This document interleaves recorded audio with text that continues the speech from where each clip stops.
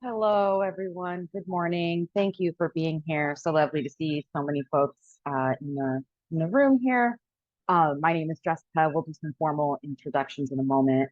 I do want to start off just by saying that this webinar, working with incarcerated adult survivors of child sexual abuse, will guide advocates in the best approaches for providing support services to adult incarcerated survivors who experience sexual abuse in childhood. Participants will build knowledge about the trauma to detention pipeline, identify the particular challenges faced by incarcerated adult survivors of child sexual abuse, and learn strategies for making support services more accessible and more meaningful to this population. Presenters will demonstrate the best practices related to providing emotional support services and discuss common barriers that these survivors may face. This webinar is part of a 13-part series for survivor advocates on providing accessible services for currently and formerly incarcerated survivors who are from particularly underserved groups. As I mentioned, my name is Jessica. I'm a senior program director with Just Detention International. My pronouns are she, her. I've been doing survivor advocacy in various forms for almost 20 years now. I've been with JDI for almost 10, which is really exciting. And I will give a moment for my co-presenter, Chris, to introduce himself. Go for it. Thank you so much, Jessica, and so great to be here with folks today. Regardless of where you're joining us, from across the country or maybe even across the globe, it's always really wonderful to be presenting to advocates. Just a little bit about myself. My name is Chris Mady. I use both he, him, and they, them pronouns.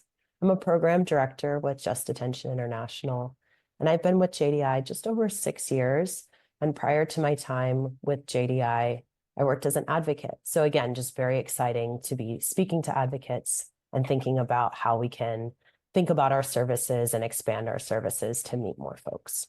So I'm going to pass it to Jessica, and then I will be joining again towards the end of the webinar for the last section. Wonderful. Thank you. This is Jessica again.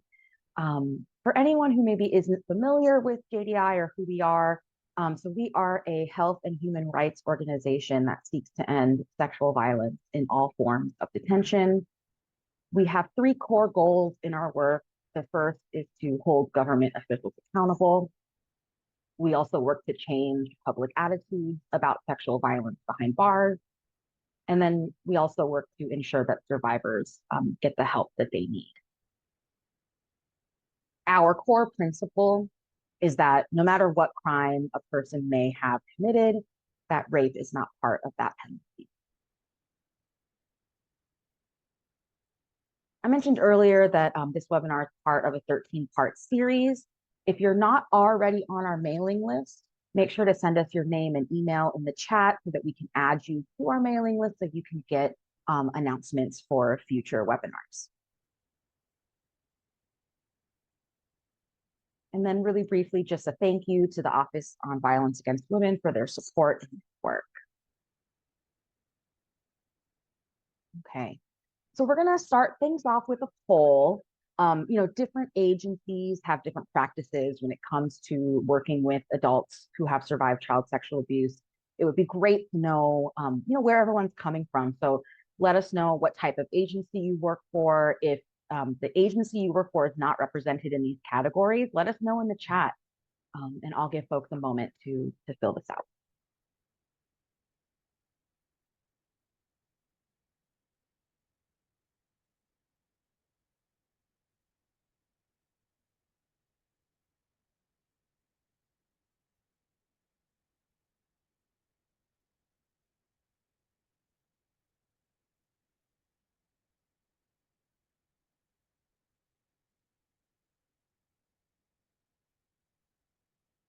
All right, let's see. We'll get the results here in a moment. Oh, okay. So looks like we've got a pretty even split between sexual assault agencies and then dual sexual assault and domestic violence agencies. And we have some folks in the chat here. Domestic violence, sexual assault, Title 18 crimes. Okay, so more comprehensive victim services. Thank you for that. So great again to see so many advocates in the virtual room here. So welcome. For this presentation, we're not going to go into a deep dive on the dynamics of child sexual abuse. This is not that kind of training. However, we may discuss some content that may be triggering for folks. So I want to give everyone permission to take care of yourself as needed throughout this presentation. And then one last thing before we get started, just a quick note on language. Um, Rather than using terms like inmates or prisoner, we'll be using people who are incarcerated or incarcerated people. This is because we believe in the humanizing power of person first language. We will also use the term survivor rather than victim, and we'll frequently use acronyms CSA for child sexual abuse and ASA for adult sexual assault, just so that we don't have to use so many words. And then finally, our objectives for today's presentation. So it is our hope that we will help to build knowledge on the trauma to incarceration pipeline, identify particular challenges faced by adult survivors of child sexual abuse who are in detention, and then to learn some strategies for making support services more applicable, more accessible, more meaningful to adult survivors of CSA. As mentioned earlier, this is not a training on the dynamics of child sexual abuse. We'll be focusing more on the impacts that CSA may have on adult survivors. If you do have any questions, please use the Zoom Q&A box so that we can keep track of them. And at the end of this presentation, we will review and hopefully be able to provide answers to all of your questions. Otherwise, if you have any thoughts or any comments that you'd like to share, feel free to use the chat function as some folks already have. We'll be keeping an eye on that as well. All right. So speaking of the chat function, let's start things off with a quick share out. So in the chat, let us know why you think it's important to specifically talk about the experiences of adult survivors of CSA. Why is this an especially important topic to you or in your work? I'll give a moment for folks to share their thoughts in the chat. Why is this an important topic for you?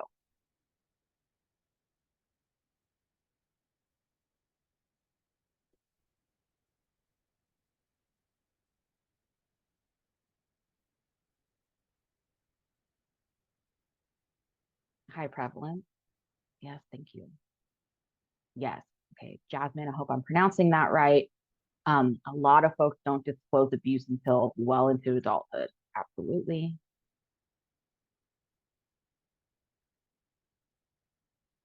Any other thoughts? To bring awareness of the stories and people who have gone through it. Yes, they may feel more vulnerable to abuse. We'll talk a little bit about that as well. Thank you.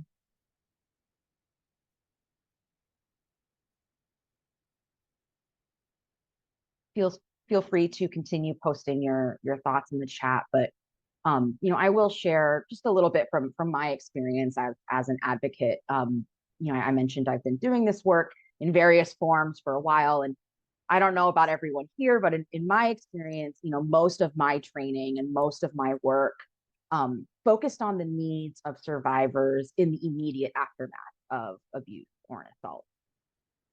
And in the work that I do now, working with advocates across the country, I see a lot of that in other advocacy organizations. And this is reflected in the way that the majority of training and professional development resources are focused on, right, supporting survivors via systems advocacy, especially as it relates to reporting, forensic exams, the criminal justice process overall.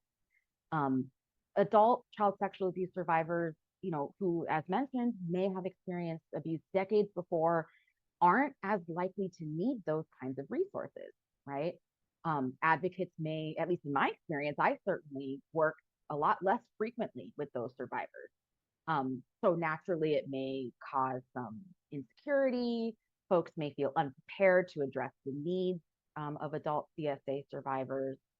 I also want to point out, as was mentioned in the chat, that so many adult CSA survivors carry their trauma in silence, sometimes for decades, without disclosing to anybody.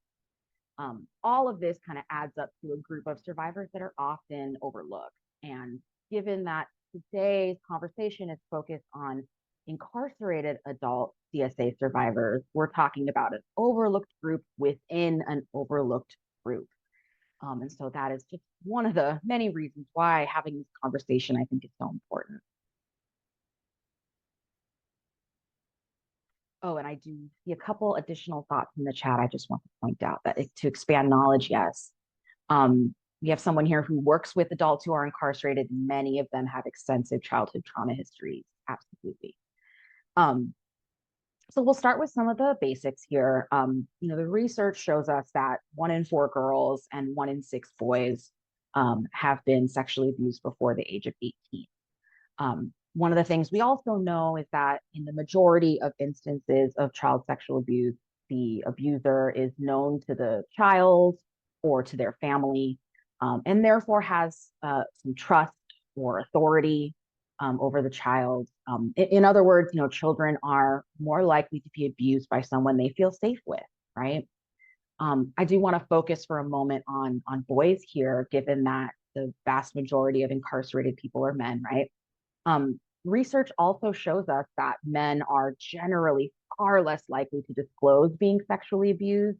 And they're even less likely to identify abusive experiences as sexual abuse. In fact, only 16% of men with documented histories of sexual abuse consider themselves survivors, right? That's a really small amount.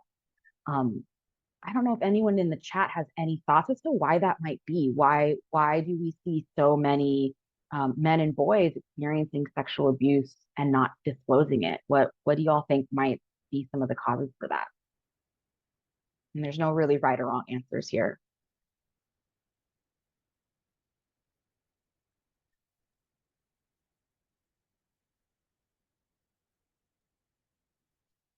We have Melanie in the chat, societal norms around masculinity. Absolutely. Societal taboos. Stigma, being seen as weak. Absolutely. Absolutely. And I do want to say this isn't to like have a trauma competition of who has it harder or anything like that. It's just a matter of fact that most incarcerated people are men. So it's important to understand it from that lens.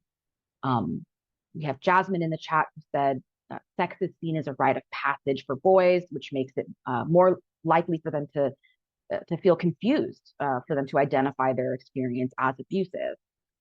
Absolutely, we'll talk more about that in a moment here.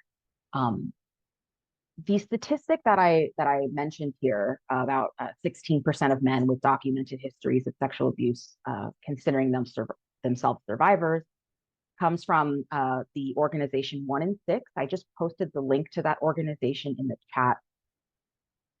They're an organization that helps men who have experienced unwanted or abusive sexual experiences. I highly recommend taking a look at some of their resources that are available.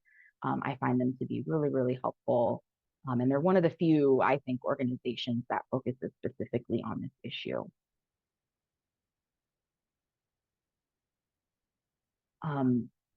So going a little bit deeper into what Jasmine said in the chat here about identifying abuse, someone's trauma and how they respond to it are always going to be unique to the individual, right?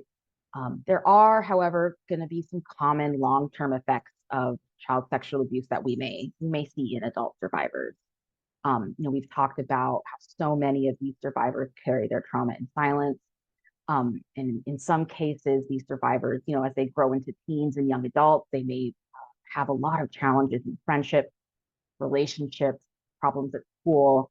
You may have heard of something called the school to prison pipeline, right? Which describes a system that criminalizes trauma responses of youth in particular, right? Leading directly to involvement with the juvenile justice system. There was a very powerful report that came out some time ago from the Georgetown Law Center on poverty and inequality, titled The Sexual Abuse to Prison Pipeline. And I'm putting the link to that report in the chat here. Highly recommend taking a look at that as well. This report narrowed the scope even further to say that it's not just a school to prison pipeline, that for so many youth, it's actually a sexual abuse to prison pipeline. This report, identified how those dynamics work, particularly for young girls of color. And then, going back to what we talked about with survivors being overlooked, we know that 1 in 6 boys experience sexual abuse. We know that those boys are going to be carrying that trauma into school. The issue is that if folks are not disclosing, it's really difficult to find accurate data that fully captures the experience of these survivors. So the report that I included in the chat is specific to girls. I feel like it's kind of safe to believe that for many young boys that are getting caught up in that similar pipeline, that it's again about criminalizing rather than healing trauma responses. Another dynamic to note, which was addressed a little bit in the chat as well, is that child sexual abuse of boys, if the abuser is an older woman, there is this perception of that experience as a victory of sorts. And this is reinforced in so many prevailing narratives, especially as it relates to institutional settings like schools or even juvenile detention, right?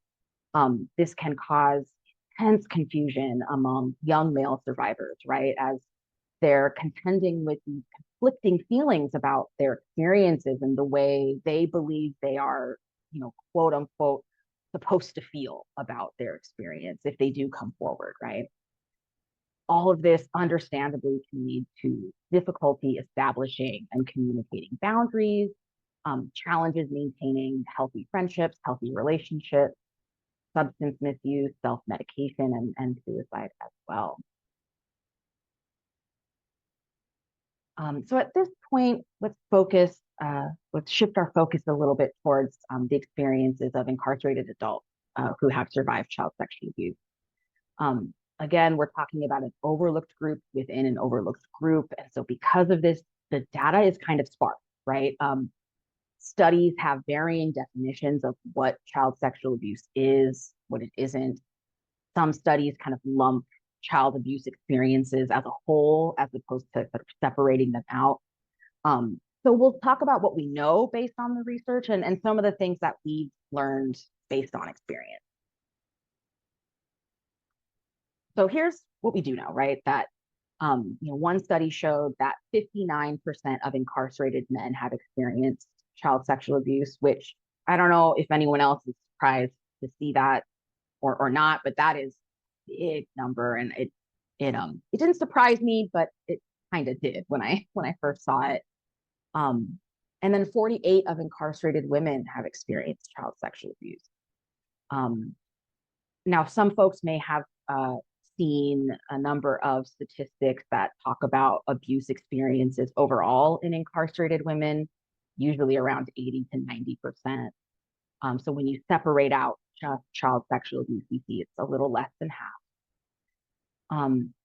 We are, however, lately seeing more and more focus being given to this issue, especially as it relates to sexual abuse during incarceration. A lot of that is thanks to the Prison Rape Elimination Act, or PREA. This is not a PREA training. We're not going to get too deep into it. But one of the things that I do want to say is that as part of the Prison Rape Elimination Act, facilities are required to do sort of a range of assessments when someone is first being entered into a facility. And one of those assessments includes vulnerability to sexual abuse. And one of the questions asked during this assessment is whether or not someone has a history of sexual abuse. And this is included very specifically because, as you can see here, incarcerated people who have been sexually victimized at any point in their lives are 6 times more likely to be sexually abused during incarceration than those who have not experienced prior abuse. So this moment during intake, when folks are being asked this question, if you're an advocate or you're working with a victim services organization, like this is an ideal point for your agency's information to be available, to be provided to these folks as they're going through this process, whether or not someone discloses at this moment, right? And as you can imagine, disclosing child sexual abuse during intake to a detention facility is not necessarily the most healing place to do it, right? Incarceration is its own form of trauma, right? And it's an environment full of traumatic triggers. Incarcerated people have no control over their surroundings. Things like sounds, light, food, clothes, even cleanliness, things that out here in the free world we might talk about as major components of self-care. These are things that incarcerated people just don't have control over. Um, there's also little to no privacy in these settings, and searches are a part of daily life. Um, Even when a search is done appropriately, right? It can still be triggering. It requires physical touch. It's invasive by definition. Um, Institutional culture can sometimes also replicate those abuse dynamics, right? Um, Making moments of safety and healing really few and far between for incarcerated people, especially incarcerated survivors. Um, and everyone who's listening to me right now has probably had a lot of education, a lot of experience in trauma informed care, right? And what it means to be trauma responsive. Um, in these kinds of environments that are not trauma responsive, to say the least, it's very easy for people's trauma responses to be misperceived or mislabeled. Um, the sexual abuse to prison pipeline that we mentioned earlier is an example of that, right? It's environments where authority figures are not educated on trauma responses that we may all see as normal, understandable, um, can be perceived as transgressive, in some cases criminal. And this is especially true in detention settings, right? Um, Hence, situations can easily become escalated. Things like self medication or self harming behaviors are dismissed as attention seeking or someone who's out of control or defiant. One example, and this is something that we see a lot,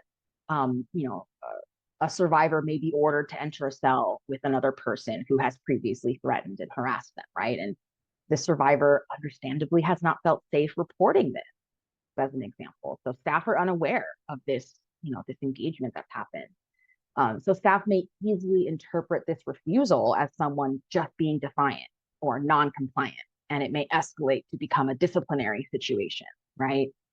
Um, I mentioned searches earlier, right? Searches can feel really triggering to someone who's had their body violated, right? So that feeling of having someone's hand on your body can easily, cause someone to have a trauma response, to flinch, right? Staff who are not trained to understand how common that response is may perceive that as an attempt to refuse the search, right? Again, escalating to disciplinary action.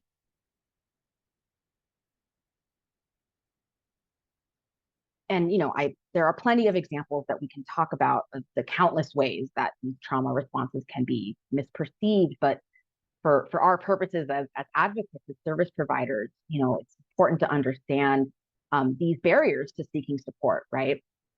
There is immense shame and stigma that has been mentioned around survivorship, and especially around seeking mental health care, right? Um, Acknowledging vulnerability in an unsafe environment like detention often is can be a real safety issue as well. I mentioned earlier there's very little privacy, so that makes it difficult, if not impossible, to seek support while maintaining your privacy or confidentiality as a survivor. There can also be really limited mental health services available inside facilities. Now, this is going to be different. Every facility is different, but in our experience, a lot of what we see as mental health care inside facilities often looks like a once a month visit, maybe once every 3 months. maybe 15 minutes at a time, visits that are mostly focused on a checklist of symptoms, if you will, and managing medication, as opposed to the kind of trauma-based, talk therapy that we may think of when we think of mental health care for someone who's experienced trauma. Um, Also, receiving mental health care inside a facility sometimes requires a formal diagnosis or a specific classification label in order to even access mental health care. One of the only ways around that is often a suicide check, right? That may be one of the only times that someone may be able to get mental health care. So, needless to say, it is not a healing environment, right? That doesn't mean, though, that as an advocate, that there aren't ways that you can make incarcerated survivors feel heard, and feel understood and feel believed, right? And with that in mind, I will pass things over to Chris to finish up our presentation. Thank you so much, Jessica. Yeah, and I think, as Jessica mentioned, there are so many things that we can look at and say, oh my gosh, how can I serve this population when things are just not present? And I think that's where we can think about how can we alter what services we offer so that they are really applicable for the people we're working with.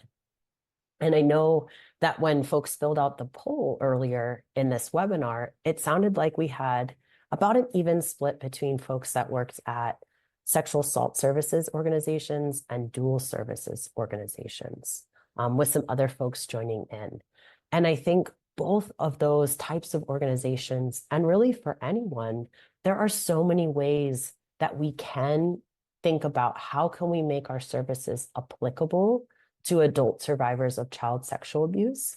And a lot of times it's simply about how we frame our services, and even thinking about how can we adjust what the actual services are so that they are more applicable to folks in detention, and especially when we're thinking about folks who are in detention who've experienced child sexual abuse.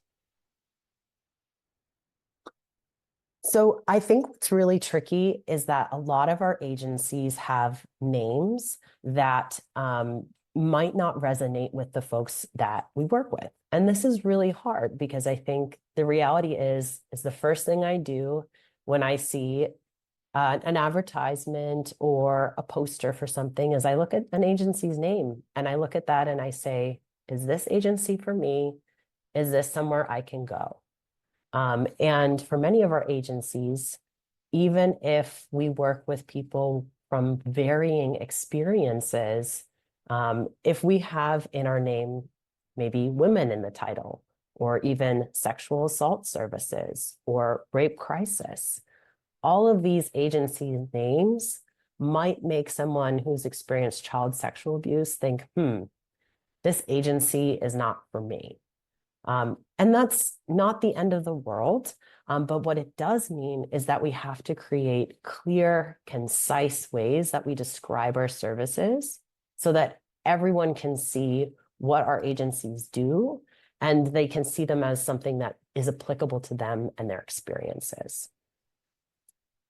So as Jessica mentioned at the top of today's training, child sexual abuse is something that affects folks from all genders. And while many of our agencies might primarily serve women, it's vitally important that we are finding ways to ensure that survivors who are men and transmasculine people and folks just across the gender spectrum can get the support they need and that they deserve from our centers as well.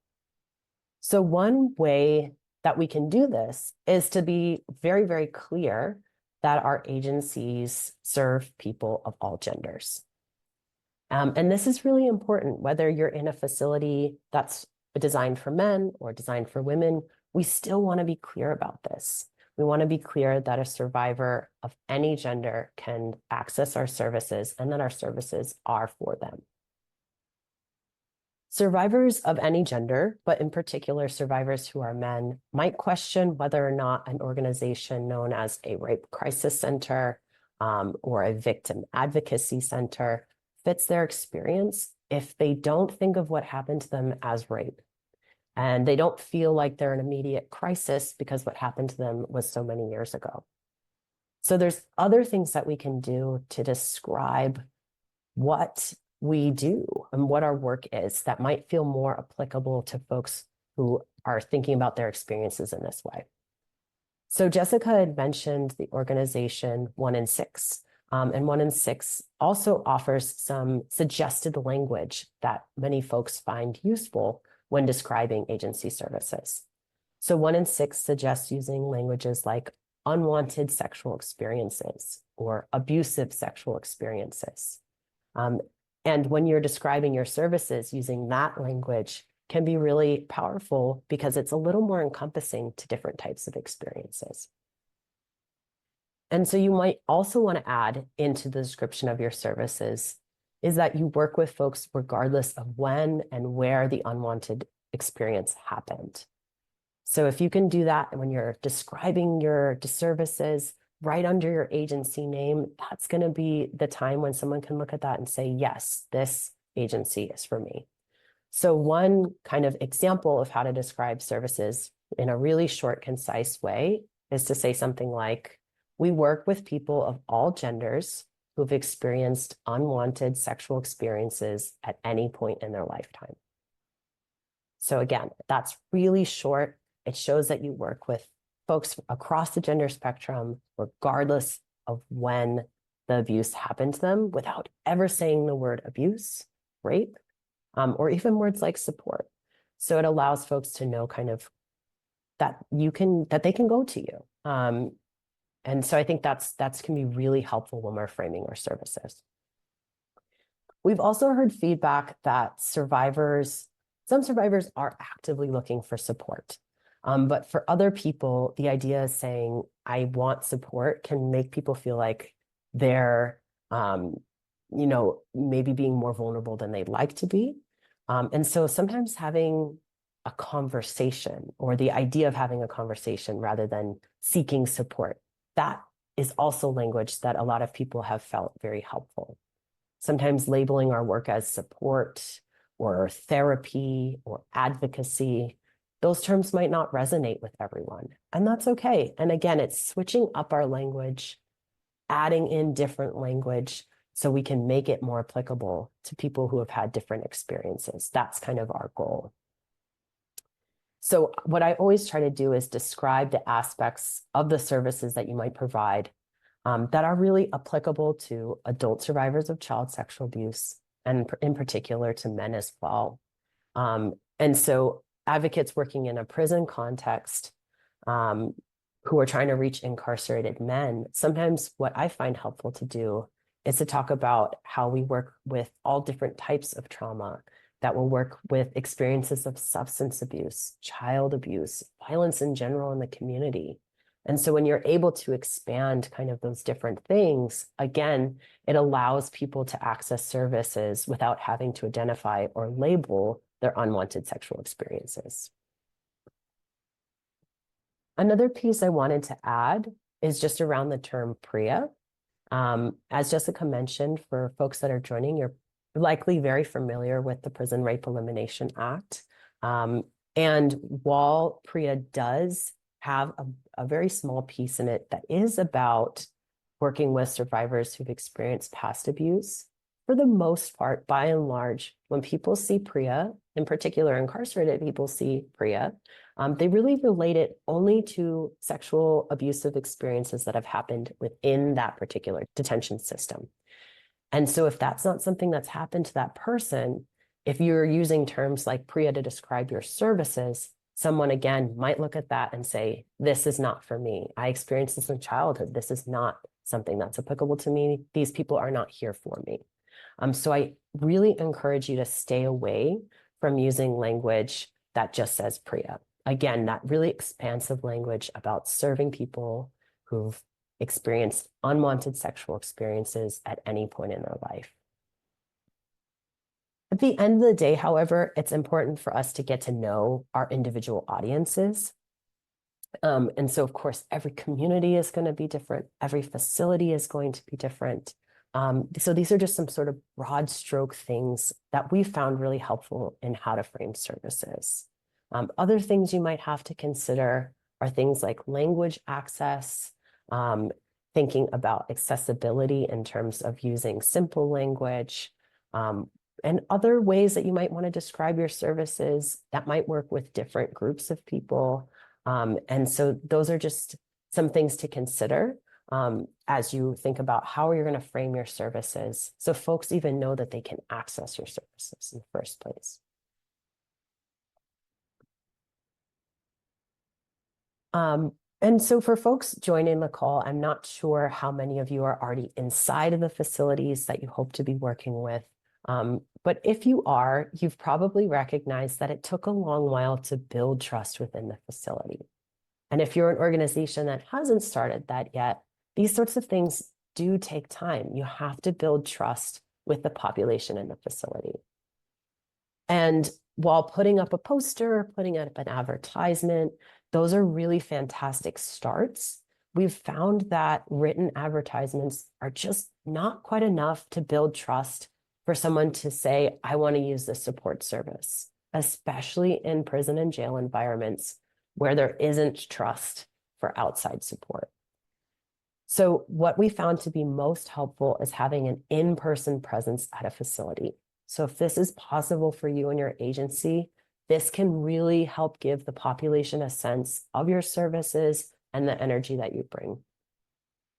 Word of mouth is also going to be a very important way to spread what you do at the facility. Jails and prisons are often spaces where things travel really, really quickly. And in some ways that can be really difficult when you don't want something to travel quickly, but you can also use that to your benefit. If you provide services to someone and it goes really well, that's likely to spread. And so using that word of mouth, using that way of spreading information about the positives that you're doing within a facility can be really helpful and help build trust with the population. Any opportunity that you can find to get in front of the population at the facility, we encourage you to take it. One way to do this is to try to meet with incarcerated leaders within a facility. Most prison systems have formalized leaders, sometimes called MAC, which stands for Men's Advisory Council, or IAC, which stands for Inmate Advisory Council. That's what they're called in California, where I'm based.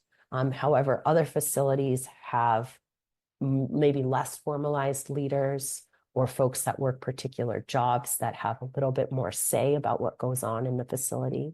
And so if you have that at the facility in your area, those are great folks to go in and see if you can chat with them, connect with them, and see about how you can explain what your services are, ask them about their views on what services are needed, and how you can make your services applicable to the people that are there. The reality is we want people to feel as safe as they can when they reach out to our organizations. And while the facility staff might have some ideas about what that looks like, the population themselves might have a different view. And so it's really important that if we're able to, that we're kind of getting that information from them so that way we're providing services that make sense. It's also a time where we can ask folks about what programming exists at the facility, what folks like about those programs, and what's missing. You can test out language that you want to try using on your advertisements, see how those things land. Really use this group of folks that is interested in changing the culture at a facility to figure out how can you advertise, how can you talk about your services. Again, anytime we can get in front of the population, the better. So whether it's with incarcerated leaders themselves, whether it's having a presence at the facility, at special events, those are all fantastic ways to do that. Another way to do it is to look at what programming is existing, seeing if you can get involved in programming that's already there. This can be anything from substance abuse programming to education programs. Sometimes facilities have a lot going on that we don't even know about. Most facilities, prisons and jails have a GED program. Again, that might not feel like, oh, we don't usually work with GED programs, but could you go in as a one-time guest speaker making connections with different organizations, again, so you can get in front of the population and they can build trust with you. You can build trust with them, is really, really important. And again, this isn't going to happen overnight. Building trust at a facility takes a long time. So we're going to have to be really patient and persistent until you have that stronger presence. And then people will start to recognize what your services are, and they will hopefully begin reaching out.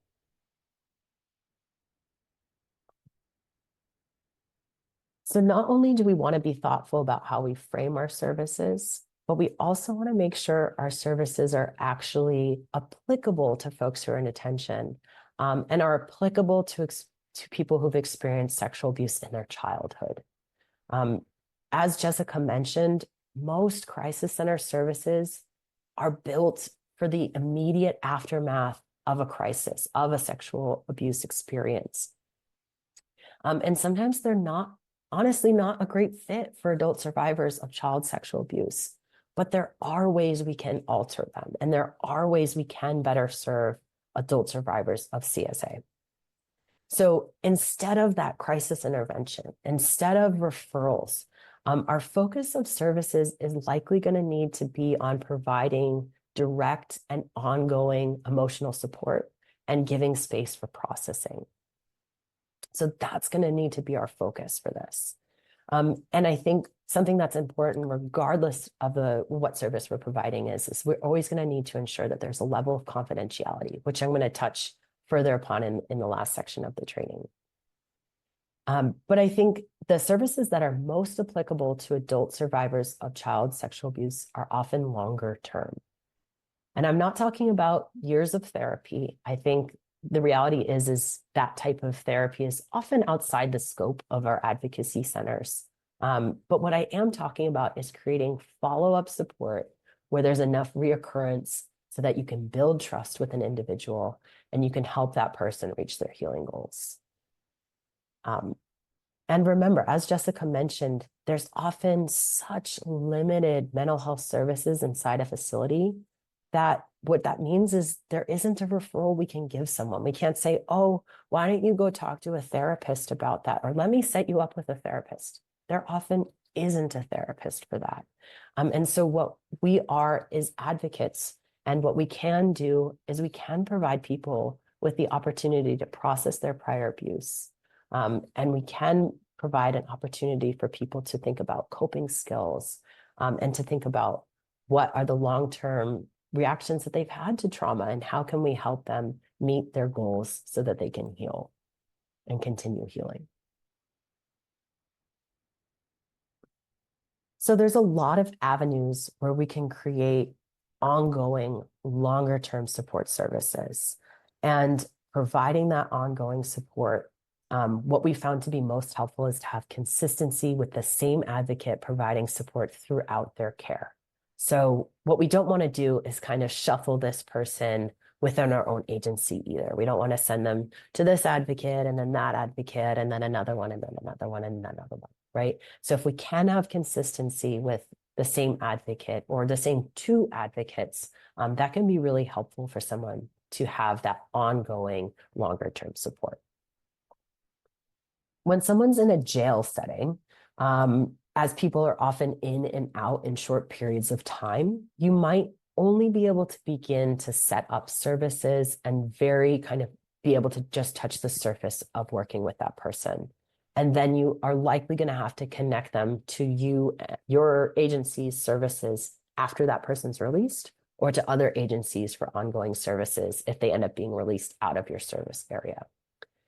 But for folks in a prison setting, these ongoing long-term services can be a really strong fit. And setting up different services inside a facility is possible. It is also something that is really tricky. And so if you're joining this webinar and you're like, I'm not sure how to set these services up in the first place, we're not going to go over that in today's training. But what we can do is connect with you after today. So please do reach out to us if you want support on figuring out how to set up these services. More than happy to work with you on doing that. But some of the types of ongoing services that we've found to be most successful with folks who are incarcerated who've experienced sexual abuse in their childhood are letter correspondence, phone calls, and in-person individual and group services. So I want to just take a moment to talk about each one of these services just a little bit. So letter correspondence is a great way to provide support. It's often something advocates are still learning how to do, but letters really should be a way to have a long-term conversation with someone. They shouldn't be just sending someone a template of, thank you for writing to us, here are our services. Rather, they should be a way to send healing resources, discuss coping skills, ask open-ended questions, and provide emotional support. And letters can be sent back and forth with a survivor at different frequencies. So you could send them back and forth once a week or maybe once a month. But what's important is to think about what's your capacity, what's your agency's capacity for letter writing, so you can set clear expectations with survivors around that. What's neat about letters is they can also be a really fantastic way to provide readings or journal prompts, and it can be helpful to have those materials ready and make sure those materials are applicable to people in detention. So there's a set of materials called Coping Inside that the Texas Coalition created that is a really fantastic set of 12 different resources specifically around healing for folks inside. And that's a really great thing that can be sent to folks. So that's just one example. Beyond letter correspondence, we've also found that phone calls can be helpful.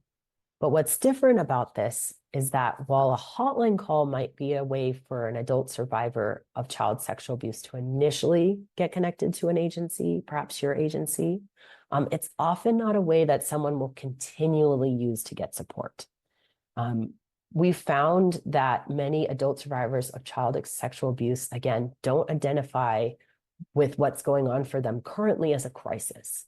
So making a call to a crisis line or a hotline might not feel like it's a good match for that person.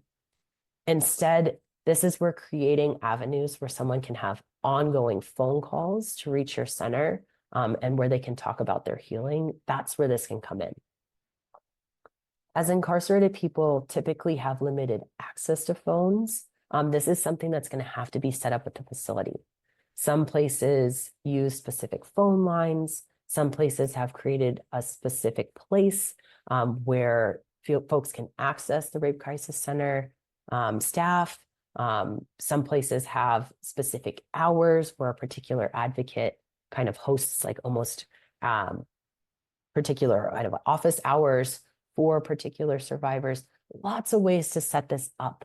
But again, the hotline might not be the best fit for this population. So thinking about ways that you can set up ongoing phone calls with consistent emotional support being provided in those phone calls is probably where it's going to be most applicable to adult survivors of child sexual abuse. And then I also just want to mention that in-person, one-on-one support kind of the number one way that I've been able to best connect and provide ongoing emotional support to incarcerated adult survivors of child sexual abuse.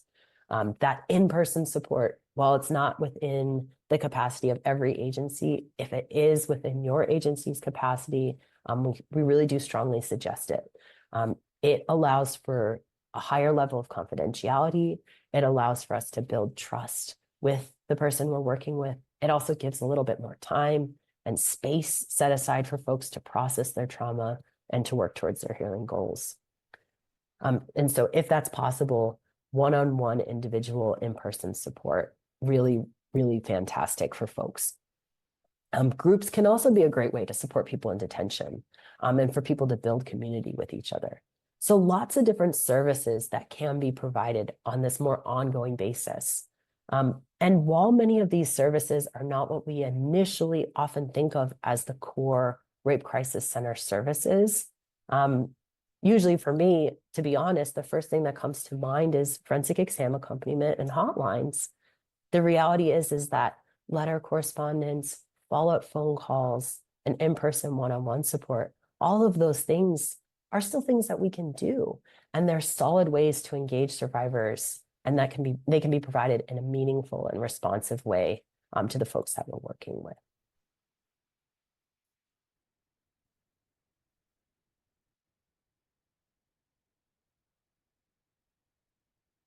So those are just a few of the practices that we can put into place to say, okay, these are the services that are most applicable for folks. And then I think what we want to make sure that we are providing in today's training is, once those services are set up, how can we make sure that how we're actually practicing when we're providing those services is helpful to incarcerated adult survivors of CSA? And that's what we're going to close today's webinar talking about. So there's a lot of different topics that are going to come up for folks in our work. And of course, as Jessica mentioned, everybody's experience is individual. But what can be helpful is to think about what are some of the common things that come up for adult survivors of child sexual abuse, so that we can keep them in mind and think about how might we want to respond if someone's bringing these things up, and how can we work with someone if this is what's kind of really showing up for somebody in their experience. Oftentimes, it's not about the child abuse itself that folks need to process, but rather how it's affected other areas in their adult life. And so one of the most common topics that comes up with adult survivors of CSA is around relationships, how that person's been navigating different types of relationships with their family, with partners, with friends. And oftentimes people want to discuss how to build trust with others, how to set boundaries. And as advocates, we can work with them on processing what's worked, what's been difficult. And we can discuss skills for building healthy relationships and how to practice ways of setting healthy boundaries.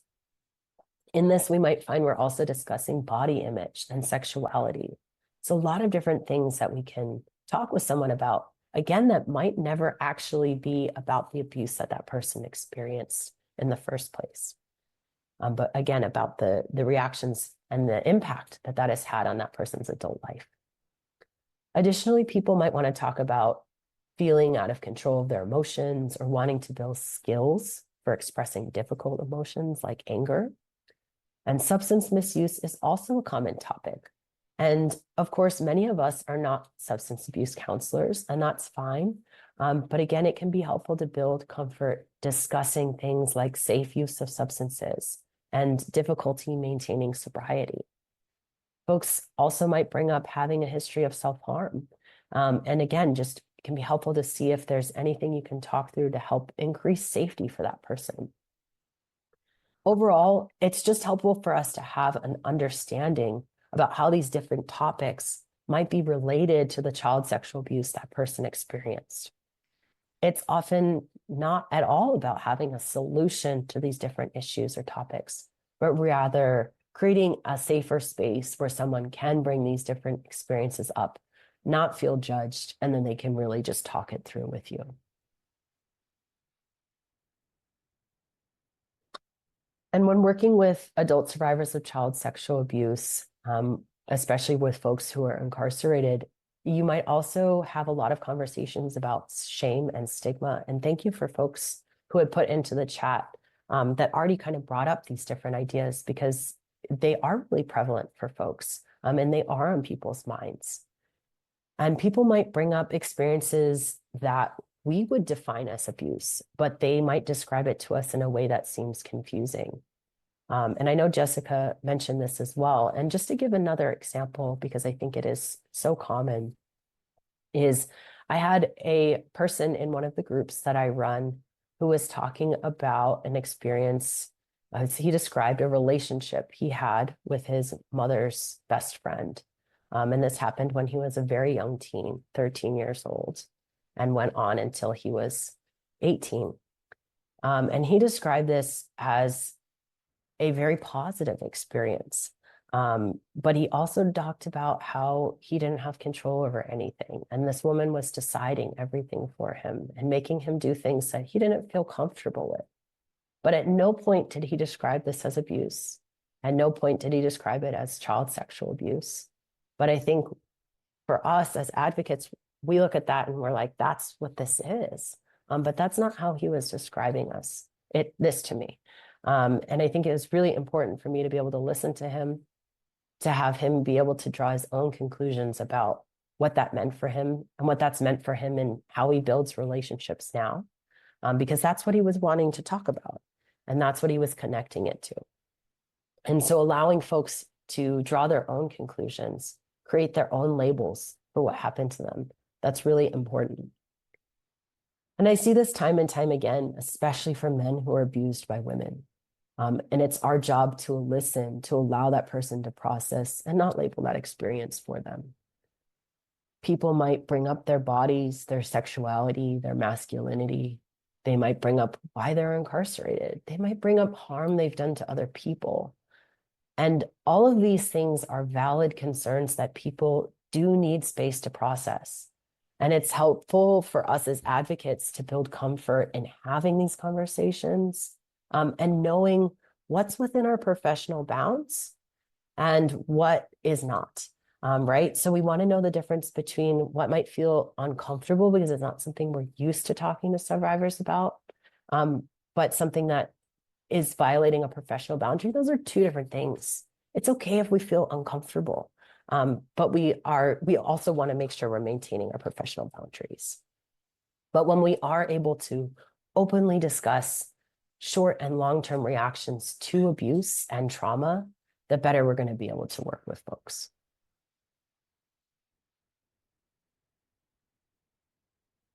So given the range of topics that can be brought up when someone's working with us, it's important to allow for these conversations and to make space for them. It's not off topic to talk about these different experiences. They're often deeply interconnected with child sexual abuse and other traumas that person may have faced. And we found that it's really helpful, rather than to start off a conversation or start off a session with someone with talking about the abuse and maybe what happened many, many years ago, but to just start with the present. And by this, I mean having conversations about where's this person's current stressors? Where is this person's current successes? And oftentimes those things will lead to them sharing about the why of some of it. And it can allow people to get to talking about their trauma in a more natural and a less pushy way. And of course, when we're providing any kind of direct services, I always find that it's helpful to find moments where it's okay for there to be quiet. And I always say quiet rather than silence, because I think so many people who've experienced abuse have been silenced when trying to share about their experiences. But quiet can be something that person has so little of, especially in a detention environment. Many of the people that we are working with are in dorms with 100 or more people. They're constantly having to listen to others. They're constantly hearing things. And just a moment or two of quiet can be a moment to breathe. And that can be very powerful, even though nothing's being said in your session with that person in that moment. That can be really powerful for the person that you're working with.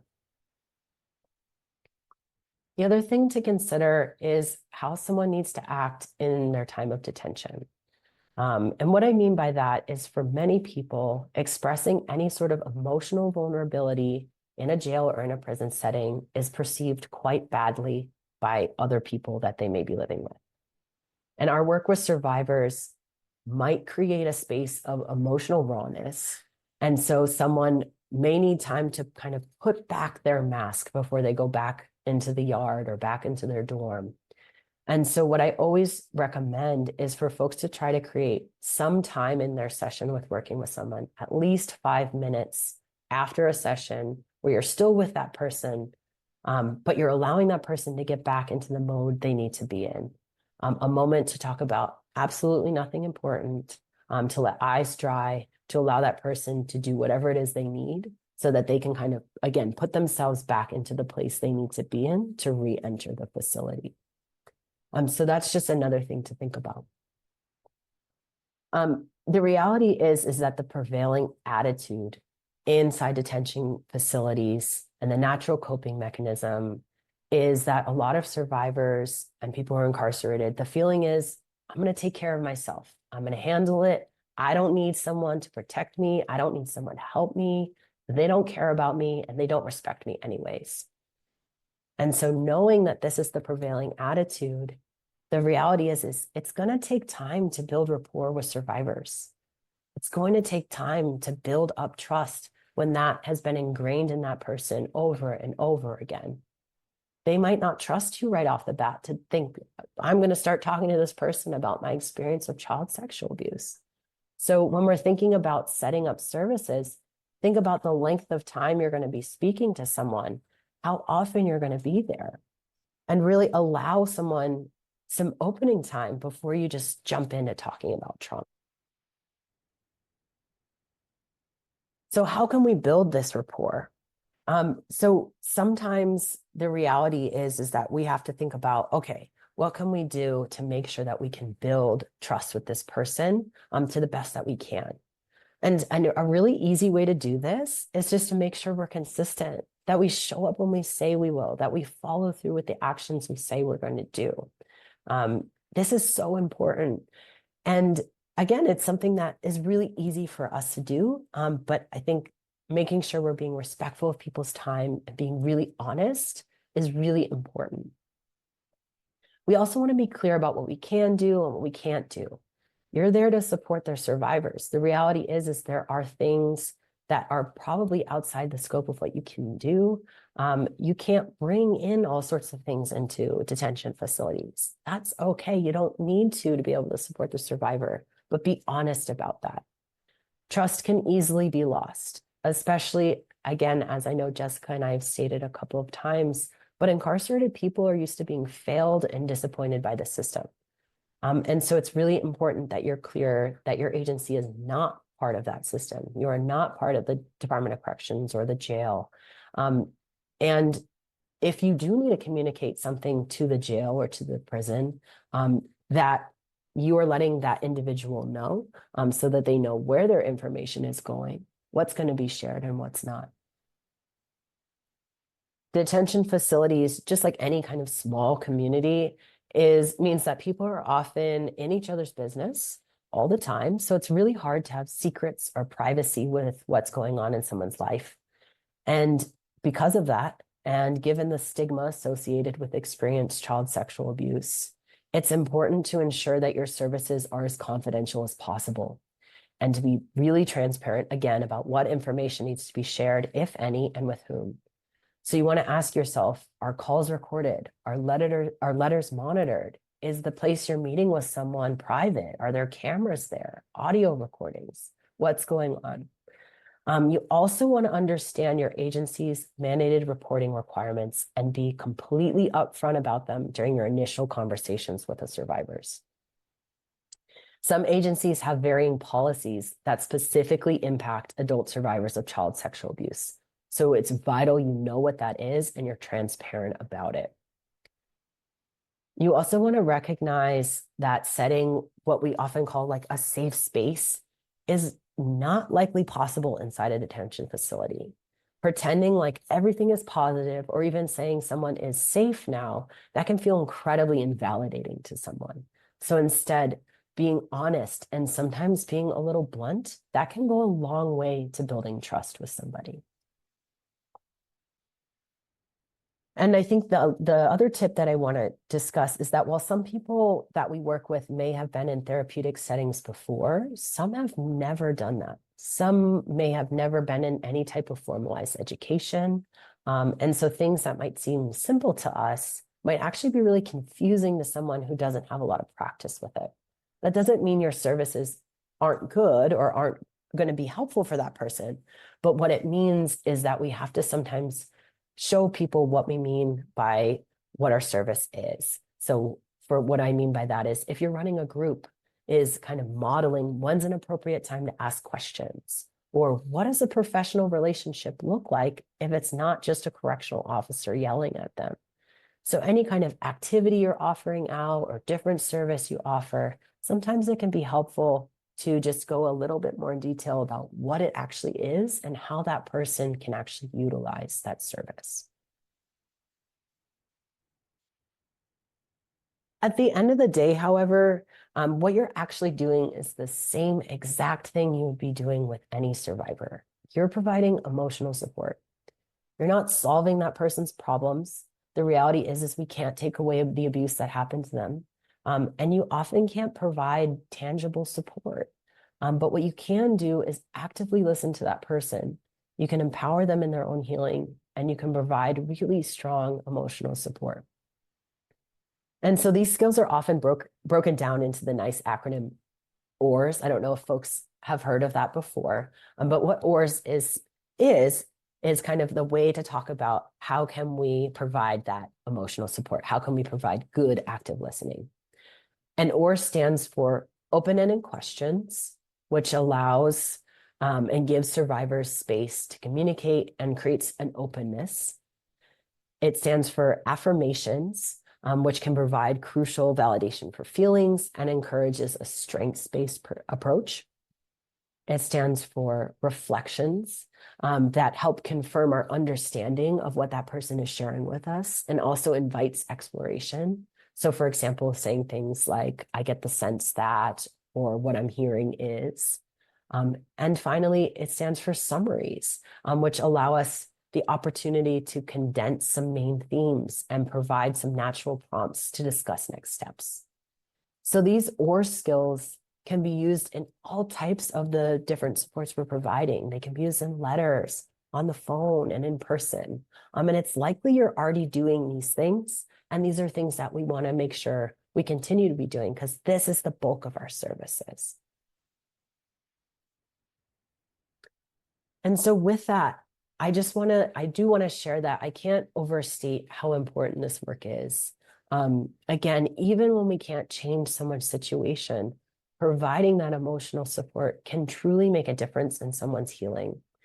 And I just wanted to share this quote from someone who we've worked with here at JDI, who's experienced child sexual abuse and is formerly incarcerated. He shared that the help of the advocate gave him a hope to know that I can overcome my fears. I'm hoping for a tomorrow. And for someone like Cornelius, again, it was that support of an advocate, not that advocate taking him out of the situation, not that advocate making a report on his behalf, not that advocate changing what happened to him, but that advocate truly listening to him, giving him the space to share what he experienced, and that advocate providing support, emotional support around what happened to him. And so I know that we've covered a lot of information today, from statistics to more about the experiences that can lead someone to detention, to some of the ideas on how you can best support adult survivors of child sexual abuse. But I think what we really hope you leave today's session with is the knowledge that your support matters, the knowledge that you do have the skills to do this work. You do have the skills to frame your services to really be applicable to incarcerated adult survivors of child sexual abuse. And everyone at your center can have a role in increasing folks' access to your services. So we have a good chunk of time for the rest of today to answer some questions. And we really want to make sure that we are able to get to everybody's questions and try to think about answers if we have them now, and if we don't, to follow up with you at a later time. And so you'll notice that there's a Q&A feature on today's webinar. So if you have any questions, please feel free to pop them there, or if you prefer to pop them in the chat, that also works. But as you do that, and as you think of questions, I'm just going to go over a few final resources, and then we'll get to answering those questions. As we mentioned, this webinar is one of a 13-part series, primarily focused on serving underserved survivors. And you'll see in the coming months, we have a few more webinars for you. Some of these webinars that we'll have coming up in the very short future is a webinar on incarcerated deaf survivors. And then we will also have a webinar on incarcerated Indigenous survivors. So we hope that you'll join us for those as well. We also have a number of ways that you can get connected with us, including our office hours. Every fourth Wednesday of the month at 10 a.m. Pacific time, 1 p.m. Eastern time, we invite you to join us in talking about working with incarcerated survivors to support and build community with other advocates who are doing similar work. All of these services are always free and open to anyone that feels like they would benefit from it. So if you'd like to learn more about these, please reach out to us and we can get you connected. Additionally, if you and your agency is looking for more ongoing support and individualized support, we're excited to offer a free coaching program where we're aiming to help survivor-centered organizations such as coalitions, rape crisis centers, multi-service agencies, really expand their services for incarcerated survivors. So whether you're an agency that's been doing this for a very long time or you're just getting started, we are here to help you with that. And if you'd like to apply, you can check out our coaching opportunity on our website. So please feel free to check that out. We'd love to work individually with you to make sure you can continue to serve incarcerated survivors. And if you would like more information, of course, you can always check out our website. There's a wealth of information there. Webinars just like this will be posted there. This webinar will also be there uploaded in the coming months. So if you didn't get a chance to join us for the entire thing, you should be able to see that recorded webinar there. We encourage you to contact us with any questions you might have. Again, all of our services are always here to support you as advocates so you can best reach and support incarcerated survivors. So please check us out at our website or contact us directly. And then I just wanted to do a nod to a few other organizations, including Men Healing, 1 in 6, and the National Sexual Violence Resource Center. All 3 organizations are fantastic places to learn more information on adult survivors of child sexual abuse, and in particular on working with men. So I'm now going to go back to our questions and check out any questions folks have had for us. Hey, Chris, this is Nicole. I am happy to share some of the questions we've gotten. The first one is, what are some tips for getting more access in prisons? They have been resistant to anything beyond the very basic requirements of PREA. Yeah. I'm like, Jessica, do you mind if I pass that one to you? I feel like you have Sure. Yeah, no problem. A wealth of information. Yeah. No problem. This is a very common challenge and probably one of the hardest pieces of doing this work. So I definitely understand. I want to go back actually to Chris, something you said about avoiding the PREA word. And I feel like to a certain extent that may help with relationships with facility staff as well, because they see PREA as stuff that's happening inside their facility as a safety concern. That's sort of how they perceive PREA. So if you're coming in to quote unquote do PREA work, that may get staff really tense, that may make them really nervous. I imagine any facility, or maybe not, but I assume if a facility that you're wanting to work in already does a lot of programming, it may be more helpful to connect with those folks that are running those programs as a way to get into the facility, as opposed to coming in through the PREA route, if you will. Those folks are going to be used to bringing in outside organizations. It's not going to quite scare them nearly as much. My other suggestion would be to connect with facility leadership, because those are the folks that, these facilities are hierarchical, right? So if facility leadership says do this, staff will do it. So if you're able to get the leadership at the facility to buy into what you're trying to offer, that really does make a big difference. I know that those are pretty general responses. As Chris said, please feel free to reach out to us if there's like a specific issue. Sometimes we're able to kind of leverage folks that we know, connections that we have in different states. So feel free to reach out if anyone is having an issue like that and they want some extra support. Yeah. And Nicole, would you mind putting the coaching application in the chat? Because I think that very question, as Jessica mentioned, unfortunately, that we hear that all the time is there's resistance to centers going in and providing these wonderful services. And so I think what's tricky is every facility has needs an individualized approach. But we're more than happy to work with any center that's struggling with that. That's what we're here to do, because we want to get you in. And so if we can support you on that, that's the coaching might be a great opportunity for you. So definitely encourage the person that asked that question to apply to our coaching program. Thanks, Chris and Jessica. One more question. Can you say a little bit more about working with a survivor who does not recognize their childhood abuse as abuse, thinking specifically about young men who see themselves as willing participants? Yeah, happy to chat more about that. I think it's such a common experience that I think that's why it's so important about how we frame our services to begin with, because we don't want to shut out people who've had those experiences from our services in general. And so I think that's why it's so important to think about, okay, how can I advertise my services so someone knows that they can still get support from me without ever having to say, I experienced sexual abuse or I experienced rape. And so I think that's kind of why thinking about, again, that framing is so, so important. And then when we're actually working with someone, when someone's made it to us in our services, thinking about thinking about what's going on for that person right now, what's going on for that man right now. Is it that he's struggling with relationship issues and that's what he wants to talk about?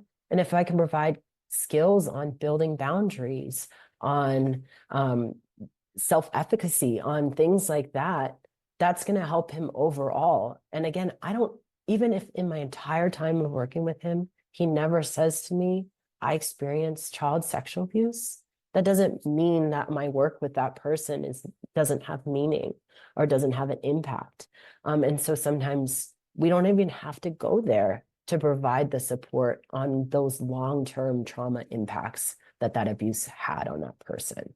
And so I think sometimes it's thinking about shifting our focus and focusing on like, what is going on for this person, and allowing them to talk about their experience 100% at their rate, and at whatever language they want to be using to talk about it.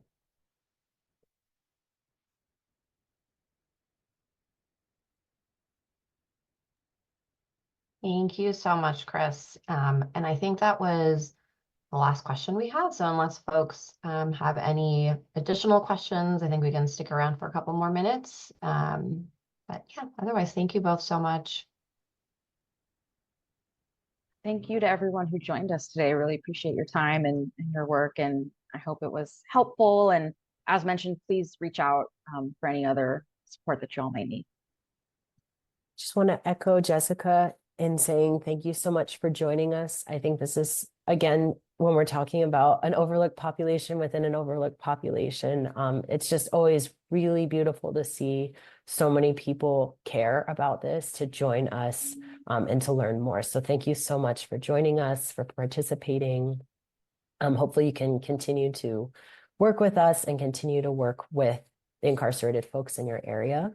And I just wanted to also do a shout out to the fantastic interpreter team that we've had on this training. So thank you so much to our ASL and Spanish interpreters, and to TA, who helped set us up with such a fantastic webinar setup. So thank you so much.